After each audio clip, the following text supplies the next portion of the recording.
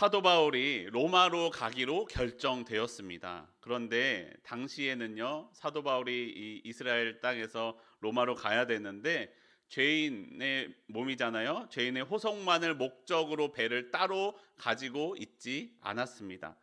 그래서 군인들은 로마로 가는 상선을 빌려서 타고 죄인을 호송하고는 했습니다. 처음에는 아시아 연안을 항해하는 아드리아 무테노 배를 타고 출항해서 시돈으로 갔고, 그리고 길리기아와 밤빌리아 바다를 건너 루기아의 무라라는 이름의 도시에 도착했습니다. 이곳에서 이제 로마로 가는 배로 갈아타게 되는 것입니다. 그 갈아탄 배의 이름은 알렉산드리아호였습니다. 이름으로 추정해 볼 때 아마도 이 배는 이집트의 알렉산드리아에서 로마로 식량을 운반하는 배였던 것으로 보입니다. 그리고 그 배를 띄워 항해를 하는데 바람이 원하는 방향으로 불지 않았습니다. 지금이야 모터로 움직이는 배들이 더 많지만 그 당시에는 돛으로 바람으로 움직이는 배가 대부분이었기 때문에 그 배를 움직여서 원하는 방향으로 가기 위해선 바람이 원하는 때 원하는 방향으로 불어줘야 됐는데 그렇지 못했습니다. 그래서 배가 빨리 가지 못하고 천천히 몰아서 간신히 라세아 시에 가까운 미항이라는 곳에 도착했습니다. 그런데 바람이 원하는 대로 불지 않아 천천히 올 수밖에 없었기 때문에 원래 예상했던 예정보다 늦게 이곳에 도착했습니다. 많은 시일이 지나 있었어요.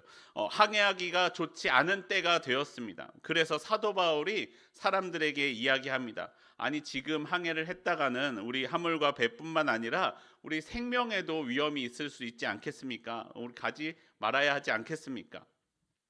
하지만 사람들은 사도 바울의 말을 듣지 않았습니다. 그리고 배를 출발시켰습니다. 오늘 본문에 읽은 것처럼 처음에는 순풍이 부는 듯 했지만 이내 광풍을 만났습니다. 그리고 사도 바울을 태운 이 배는 위험에 어려움에 빠지게 됩니다. 여러분, 사도 바울이 왜 로마로 가게 되었습니까? 하나님의 인도하심을 따라 로마로 가기로 결정했고 가게 되었습니다. 그렇다면 주변 사람의 어떠한 결정과 어떠한 방해에도 사도 바울은 아무런 어려움 없이 로마에 도착해야 하지 않겠습니까? 혹시 여러분 그렇게 생각하지 않으시나요? 우리가 하나님의 말씀을 따라 살면, 말씀을 쫓아 살면 우리의 삶에 전혀 어려움이 없어야 되지 않겠습니까? 라고 생각하지는 않습니까? 하나님의 사명을 가지고 살 때는 믿는 사람보다 어려움이 적어도 덜 찾아와야 되지 않겠습니까? 하나님께 호소할 수 있지 않겠습니까? 그런데 대부분의 경우 그렇지 않습니다. 하나님은 우리에게도 광풍을 허락하십니다. 우리의 인생의 배는요, 언제나 평안한 항구 같은 곳에 머물러 있기를 바라지만 백부장 같은 사람이 나를 바다 한가운데로 밀어냅니다. 선주와 선장 같은 이들 때문에 우리는 바다로, 광풍으로 나아갈 수밖에 없을 때가 있습니다. 딱 맞는 때 안전한 항해만을 바라지만 세상은 우리를 그렇게 내버려 두지 않는다는 것입니다. 몰아세우고 밀어냅니다. 우리는 힘없이 밀려 바다 한가운데로 나아가 광풍을 만나게 됩니다. 여러분 기억하십시오. 믿는 사람에게도요, 광풍과 같은 어려움이 찾아옵니다. 하나님의 말씀을 쫓아가도 어려움을 만날 때가 있습니다. 하지만 중요한 것은 무엇입니까? 그 어려움이 찾아오지만 어려움 가운데 하나님이 함께 하신다라는 것입니다. 그리고 우리는 그 하나님을 붙들고 그 어려움을 능히 이겨낼 수 있다라는 것입니다. 하나님은 우리에게 어려움을 이길 수 있는 능력을 주셨습니다. 여러분, 배가 폭풍을 만나지 않는 비법이 하나 있습니다. 그게 무엇인지 아십니까? 그것은요, 아까 말씀드렸던 것처럼 안전한 항구에 있으면 폭풍을 만나지 않아요. 어려움을 만날 일이 없습니다. 그러나 여러분 기억하십시오. 배가 만들어진 목적은 항구에 정박해 있는 것이 아닙니다. 배를 만든 목적은 바다로 나가기 위함이지요. 예수님도 제자들을 예수님의 품 안에 품고 계시기를 원하지 않으셨습니다. 제자들을요, 세상으로 보내셨습니다. 그리고 제자들에게 말씀하십니다. 내가 너와 항상 함께 있으리라. 하나님은 사도 바울에게 광풍을 만나는 어려움을 허락하셨습니다. 그리고 그 어려움 가운데 사도 바울에게 주시는 메시지가 있었습니다. 하나님의 함께 하심을 보여주셨고요, 하나님의 역사하심을 만나게 해주셨습니다. 세상으로 나가면 우리도 언젠가 반드시 광풍을 만나게 될 것입니다. 그리고 그 광풍 가운데에서 역사하시는 하나님을 만나게 될 것입니다. 또한 하나님과 함께 그 광풍을 이겨냈을 때 우리는 이전과는 전혀 다른 새로운 삶을 살 수 있게 됩니다. 세상을 살아가면서 광풍과 같은 어려움을 만나고 있는 여러분, 혹시 계시다면 우리와 함께 하나님을 붙드시기 원합니다. 하나님을 붙드시고 그 어려움들 이겨나가기 바랍니다. 하나님께서 여러분과 함께 하실 것입니다. 오늘 본문을 통해서요, 사도 바울이 이 광풍을 통과하는 모습을 보고 우리도 그 사도 바울과 같이 삶의 어려움을 이겨나가기를 바랍니다. 여러분, 사도 바울이 탄 배가 어려움에 빠졌습니다. 광풍을 만났습니다. 그 빠진 이유가 무엇입니까?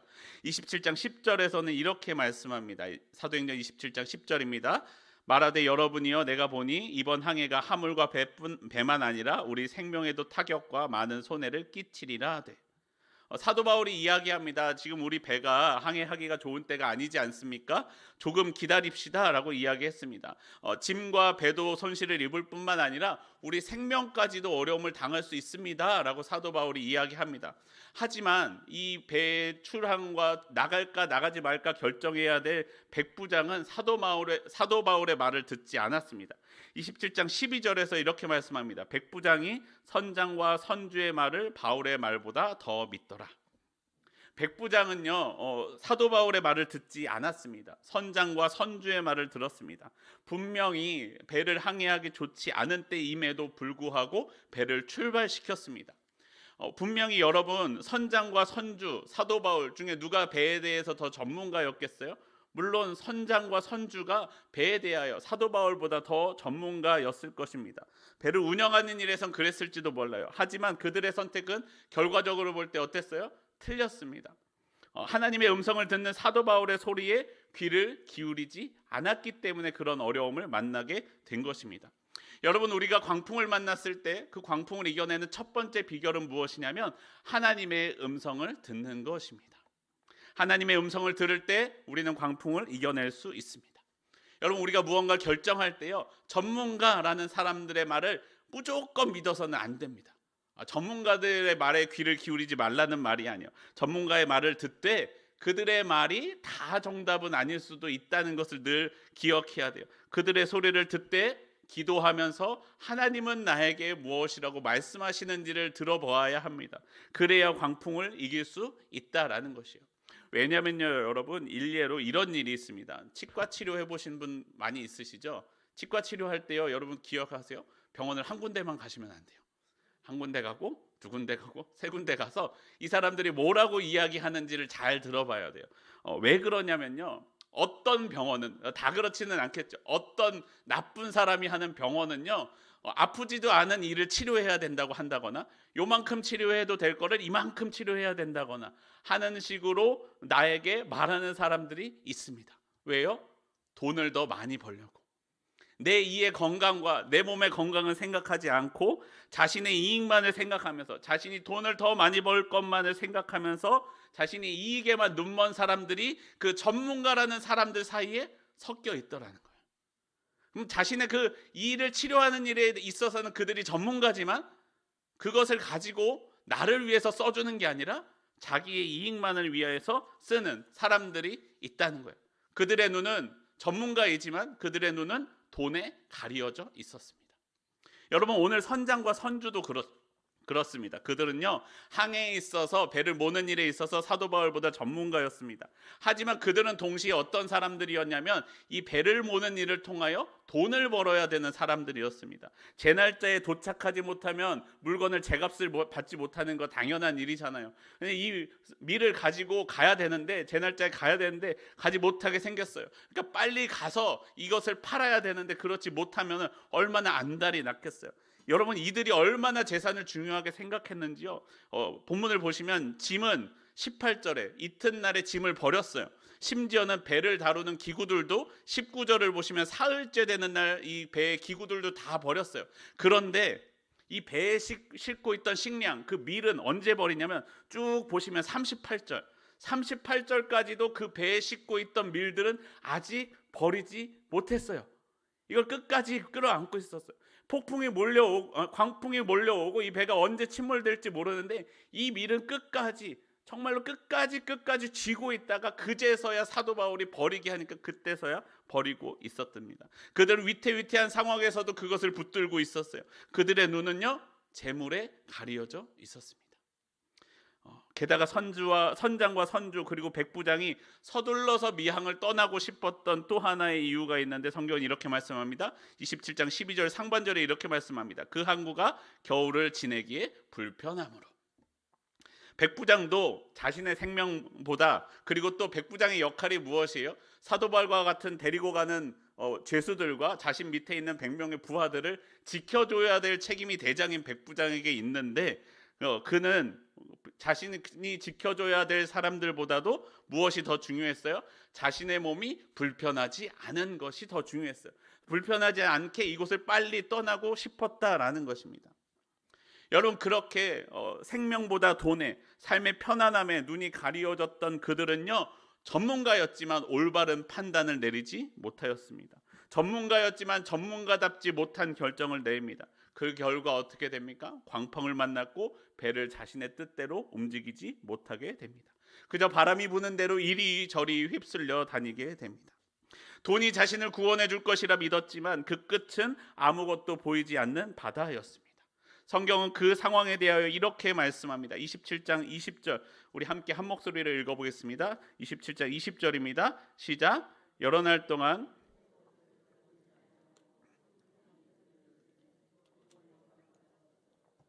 여러분, 요즘 같은 시절이야 위성 GPS도 있고 다른 항법 장치들도 있어서 이 정도 폭풍이 와도 내가 어디 있는지 어디로 가야 되는지 알 수가 있어요. 근데 이때는 그렇지 않았어요.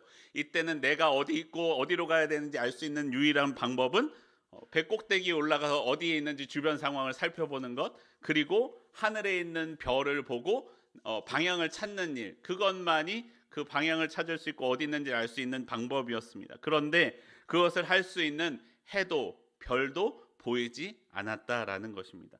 하지만 어려움이 없어졌습니까? 풍랑은 여전히 있었다라고 말씀합니다. 그러니까 그들은 구원의 소망이 없어졌다라고 성경이 말씀합니다. 하지만 여러분, 그때 사도 바울과 같은 사람이 있습니다. 사도 바울은요 해도 별도 보이지 않는 그때 길을 보는 사람이었습니다. 그 길은요 눈으로 보이는 길이 아니었습니다. 영적인 눈을 들어 보아야 보이는 길이었습니다. 하나님께서 보여주시는 길이죠. 사도 바울은 그 와중에도 하나님을 붙들고 있었습니다. 사도행전 27장 22절과 23절에 이렇게 말씀합니다. 22절과 23절 함께 한 목소리를 읽어보겠습니다. 시작. 내가 너희를 권하노니 이제는 안심하라. 너희 중 아무도 생명에는 아무런 손상이 없겠고 오직 배뿐이리라. 내가 속한 바 곧 내가 섬기는 하나님의 사자가 어젯밤에 내 곁에 서서 말하되. 사람들은요 광풍에 휩쓸려 어쩔 줄 모르고 있을 때 사도 바울은 하나님을 붙들고 하나님의 음성을 들었습니다. 그리스도인들이라고요 고난이 없는 것이 아닙니다. 하지만 하나님은요 하나님을 믿는 자녀들을 고난 중에 홀로 두시지 않는다라는 것입니다. 홀로 두시지 않으시고 찾아오시고 함께 하십니다. 그 찾아오시는 하나님을 붙들고 그 고난 가운데 길을 잃었을 때 길을 찾고 하나님을 붙들고 일어서야 한다라고 말씀합니다. 여러분, 혹시 이런 적 없으세요? 하나님, 나는 왜 고난 중에 있는데 나는 왜 찾아오지 않으시나요? 하나님, 나도 고난 중에 있는데 왜 내게는 말씀하시지 않으시나요? 라고 말씀하실 때 혹시 기도하실 때 있지 않으셨습니까? 여러분, 그것은요 하나님이 찾아오지 않으신 게 아닙니다. 내 귀가 광풍에 어두워져 있거나 내 눈이 선주와 같이 재물과 같은 것에 유혹에 멀어 있기 때문입니다. 하나님은 찾아오셨는데 내가 듣지 못하고 보지 못하는 것이죠. 광풍을 바라보고 재물의 눈이 가리워지면요 하나님을 볼 수가 없습니다. 그 모든 것들보다 먼저 하나님을 바라볼 때 우리는 그 하나님의 소리에 귀를 기울일 때 하나님을 만나고 어려움을 이겨낼 수 있다라고 말씀합니다. 여러분, 마태복음 14장을 보시면요 예수님께서 제자들을 먼저 배에 태워 건너편으로 보내십니다. 그런데 건너가는 제자들이 물결을 만나서 어려움을 당했습니다. 고난을 당했어요. 그때 예수님께서 물 위를 걸어서 제자들에게 오십니다. 제자들이 유령이다 하는데 예수님이 말씀하시죠. 나니 두려워 말아라. 그러니까 베드로가 예수님의 말씀을 듣고 이렇게 이야기합니다. 14장 28절입니다. 마태복음 14장 28절입니다. 베드로가 대답하여 이르되 주여 만일 주님이시거든 나를 명하사 물 위로 오라 하소서 하니. 그러니까 베드로에게 예수님께서 말씀하십니다. 오라. 베드로가 물 위를 올라갑니다. 베드로는 배에서 내려 물 위를 걸어 예수님께로 다가갑니다. 험한 물결 치는 가운데 예수님께서 제자들을 찾아오셨어요. 그리고 그들에게 난이 두려워하지 말라라고 말씀하셨습니다. 그 예수님을 만나고 그 예수님의 음성을 들으면 베드로처럼 물 위를 걸을 수도 있다는 거예요. 그런데 성경은 이어서 이렇게 말씀합니다. 마태복음 14장 30절과 31절입니다. 바람을 보고 무서워 빠져가는지라 소리질러 이르되 주여 나를 구원하소서 하니 예수께서 즉시 손을 내밀어 그를 붙잡으시며 이르시되 믿음이 작은 자여 왜 의심하였느냐 하시고. 여러분, 베드로가요 예수님을 바라보고 예수님의 소리를 듣고 물 위로 올라갔을 때는 물 위를 걸을 수가 있었어요. 그런데 뭐가 보여요? 파도가 보여요. 뭐가 보여요? 깜깜한 주변이 보여요. 뭐가 보여요? 내 발에 찰랑거리는 물이 보여요. 어떻게 돼요? 물에 빠져간다는. 예수님이 보이지 않고 예수님의 소리가 들리지 않고 물이 보이고 바다가 보일 때는 내가 물에 빠져간다는 거예요. 그러자 예수님께 부르짖는 베드로를 다시 붙들어 주십니다. 그리고 말씀하십니다. 믿음이 적은 자여 왜 의심하였느냐. 여러분, 내가 광풍과 같은 어려움에 빠져 있을 때 하나님은 나를 찾아오십니다. 하나님이 나를 붙들어 주십니다. 하나님이 나를 지켜주십니다. 어떤 환난과 어려움도요 하나님보다 크지 않습니다. 주님을 붙들면 어려움을 능히 이겨낼 수 있습니다. 내 눈에는 길이 보이지 않지만 하나님이 인도하시는 대로 가면 하나님은 나를 위한 길을 준비해 두고 계십니다. 나를 찾아오시는 하나님을 찾아보십시오.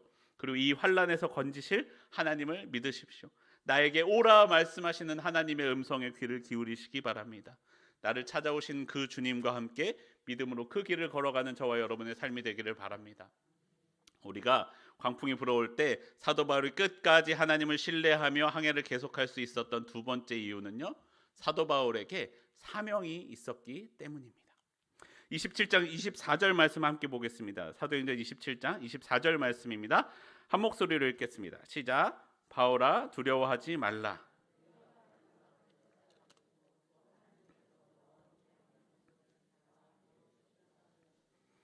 사도 바울은 하나님께서 자신을 통해 역사하실 일을 믿고 있었습니다. 사명을 가지고 있었죠. 로마에 가서 가이사 앞에 설 것을 믿었습니다. 그렇기 때문에 그 과정 중에 하나님께서 자신의 삶을 인도하실 것을 신뢰하였습니다. 그리고 로마에 갈 사명을 붙들고 있는 사도 바울에게 오늘 말씀 가운데 또 한 가지의 사명을 함께 주십니다. 너와 함께 항해하는 자들을 다 내게 주셨다. 하나님은 사도 바울과 함께 하는 사람들도 사도 바울에게 맡기셨습니다. 그리고 이제 사도 바울은요 홀로 로마에 갈 것이 아니라 그들과 함께 우리가 다 목적지에 안전하게 도착할 것이다 라는 새로운 사명을 함께 받았습니다. 그리고 그 사명에 따라서 자신의 삶을 움직이기 시작합니다. 사명을 따라 움직이는 사도 바울이요 이제 이 배의 실질적인 리더가 됩니다. 여러분 생각해 보세요. 있는 사람들 함께 있었던 사람은 권세는 누가 더 높아요? 로마 군인 백부장이 더 높아요. 전문적인 지식은 누가 더 많아요? 선장이 더 많아요. 돈은 누가 더 많아요? 선주가 더 많아요. 그런데 리더는 누구예요? 사도 바울이었다는 거예요. 폭풍이 찾아왔을 때 폭풍이 찾아오니까 권세도 전문적인 지식도 돈도 다 필요 없고 리더는 누구라는 거예요? 사도 바울이 되었다라는 것입니다. 여러분 능력 있는 사람이 지도자가 되는 게 아니에요. 누가 지도자가 됩니까? 꿈이 있는 사람이 지도자가 됩니다. 비전을 가진 사람이 지도자가 되는 거예요. 능력 있는 사람은요 아래 두고 쓰면 돼요. 그런데 꿈은 다른 사람이 꾸어줄 수 없습니다. 다른 이들은 폭풍 가운데 내가 무엇을 해야 될지 갈 길을 잃어버렸지만 사도 바울은 하나님의 눈을 가지고 그 길을 바라보고 그 비전을 가지고 꿈을 꾸며 나아갔기 때문에 리더가 될 수 있었다라는 거예요.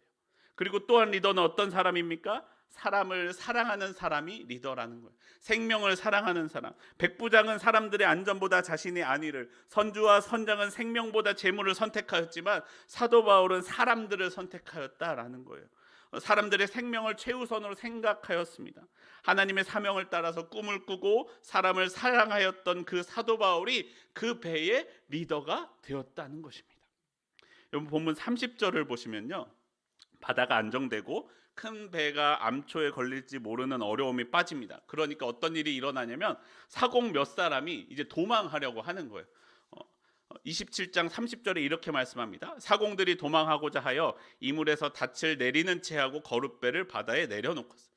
이게 배가 움직이지 않도록 닻을 내리는 척하면서 조그만 배를 내려서 큰 배에서 도망하려고 했다라는 거예요. 그러니까 사도 바울이 백부장과 군인들에게 이야기합니다. 27장 30절과 32절입니다. 31절과 32절입니다. 바울이 백부장과 군인들에게 이르되 이 사람들이 배에 있지 아니하면 너희가 구원을 얻지 못하리라 하니 이에 군인들이 거룻줄을 끊어 떼어 버리니라. 여러분, 선장은 따로 있었지만요. 선장이 있었지만 이 배를 실질적으로 구석구석에서 움직이는 사람들이 누구였냐면 이 사공들이었습니다. 배를 다루는 기술만 놓고 보면 어쩌면 선장보다도 나았을지도 몰라요. 그런데 이 사람들이요, 자신들의 목숨만 살리고자 하니까 이제 도망가려고 하는 거예요. 이 배에는 가망이 없겠다. 내가 보기엔 이 배는 살 수가 없겠다. 부서지겠다 싶으니까 이 배를, 작은 배를 내려서 도망가고자 했습니다. 전문가인 그들이 보기에 이 배는 이제 끝났다라는 것이죠. 사람들도 버리고 배도 버리고 나만 살겠다 하고 도망가는 사람들이었습니다. 여러분이 그 배를 내려서 도망가려고 하는 사공들을 봤어요? 여러분은 어떻게 하시겠어요? 저라면 그랬을 것 같아요. 저만 데리고 가면 안 될까요?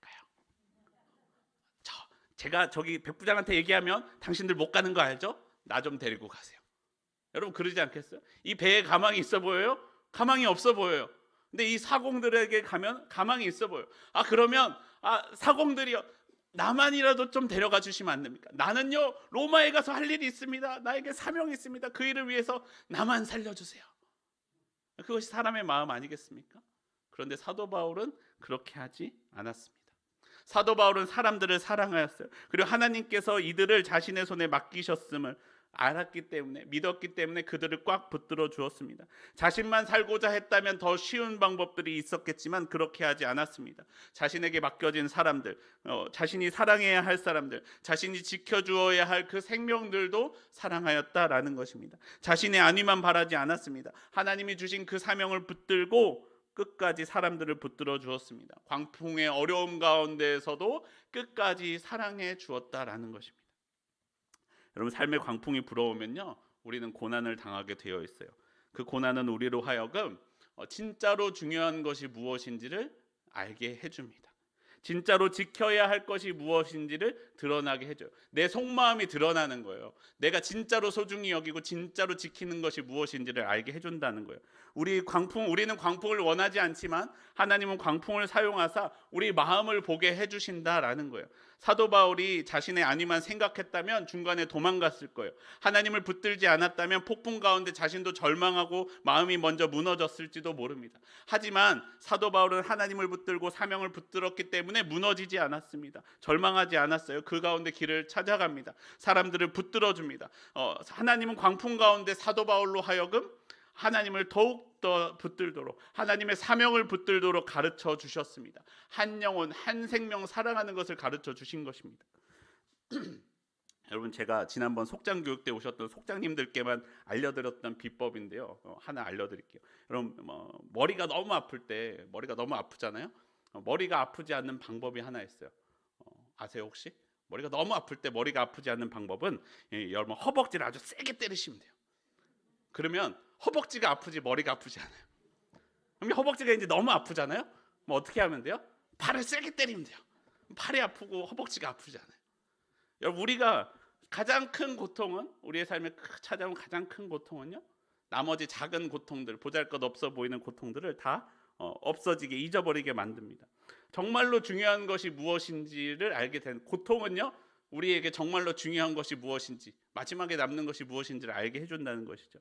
저도 아이를 키우지만요, 아이를 향하여 많은 소망들이 있지 않습니까? 우리 아이가 공부도 좀 잘했으면 좋겠고, 다른 아이들보다 말도 좀 빨리 배우고 글도 좀 빨리 배웠으면 좋겠고, 운동도 좀 잘했으면 좋겠고, 부모님 말씀도 좀 잘 들었으면 좋겠고, 이런 것도 했으면 좋겠고 하는 많은 바라는 것들이 있으시잖아요. 그런데 여러분, 아이가 한번 크게 아파 보신 적이 있으신 분은 아실 거예요.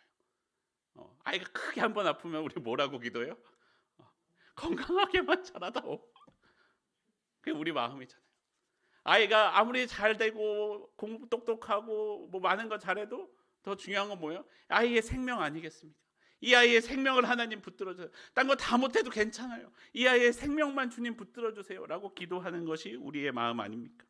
여러분, 삶의 광풍이 불어오면요, 우리가 다 잃어버려도요, 놓치지 말아야 될 게 있어요. 뭐예요? 생명. 생명만은 붙들어 주어야 됩니다. 광풍이 다가오니까요, 짐을 다 버리게 됩니다.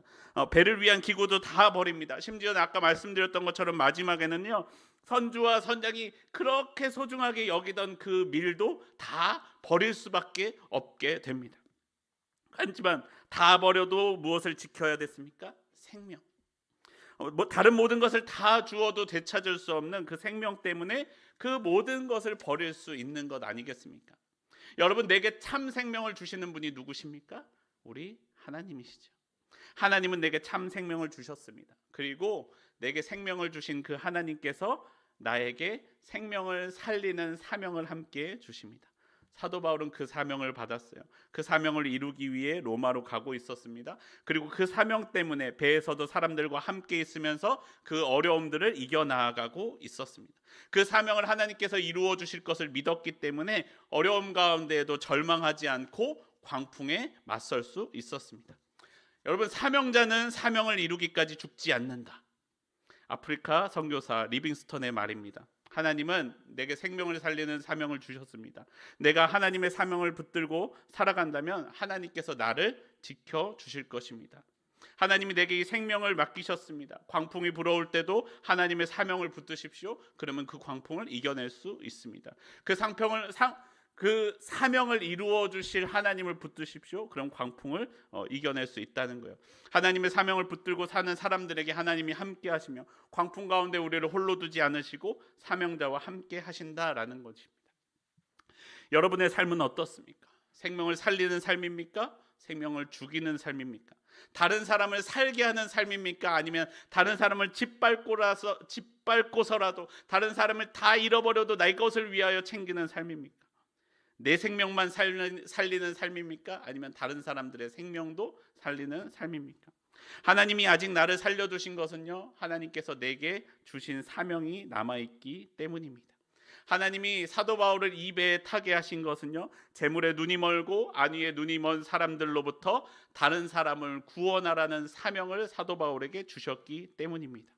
여러분이 지금 서 있는 그 자리가 내게는 광풍으로 느껴질 때가 있죠. 나를 흔들고 힘들게 하는 것 같을 때도 있습니다. 하지만 여러분, 하나님께서 여러분에게 광풍 가운데 사명을 주셨습니다. 그들을 지키라라고 말씀하셨던 사도 바울에게 주셨던 사명처럼, 그리고 내가 직장에서, 가정에서, 학교에서, 친구들 사이에서, 내가 있는 그 모임 가운데에서 내가 사명을 붙들고 그들을 지켜주어야 할 것이, 그 사명이 내게 있습니다. 내가 하나님의 사명을 붙들고 서 있을 때 그곳에 하나님이 함께 하십니다. 하나님이 나를 지켜주십니다. 오늘도 여러 가지 삶의 어려움을 겪고 있는 성도 여러분, 광풍 가운데 하나님을 붙드십시오. 하나님이 여러분을 지켜주실 것입니다. 광풍 가운데 내 삶에 진짜로 지켜야 하고 소중한 것이 무엇인지를 알게 해주십니다. 그리고 내가 해야 할 사명이 무엇인지를 깨닫게 해주십니다. 앞에 했던 이야기를 다시 한번 말씀드리면서 이야기를 마치려고 합니다. 배는요, 항구에 정박해 있기 위하여 만들어지지 않았습니다. 나가서 항해하기 위하여 만들어졌습니다. 하나님은 내 배를 불리기 위하여 내게 복을 주시지 않았습니다. 내게 은혜를 베푸사 광풍 가운데 있는 사람들에게 나가 그 사람들의 생명을 살리기 위해 내게 은혜를 베풀어 주셨습니다. 우리가 하나님을 붙들고 하나님이 내게 맡기신 그 사명대로 나와 함께 하시는 하나님과 함께 삶의 광풍 가운데 나아가 생명을 살리는 저와 여러분의 삶이 되기를 소원합니다.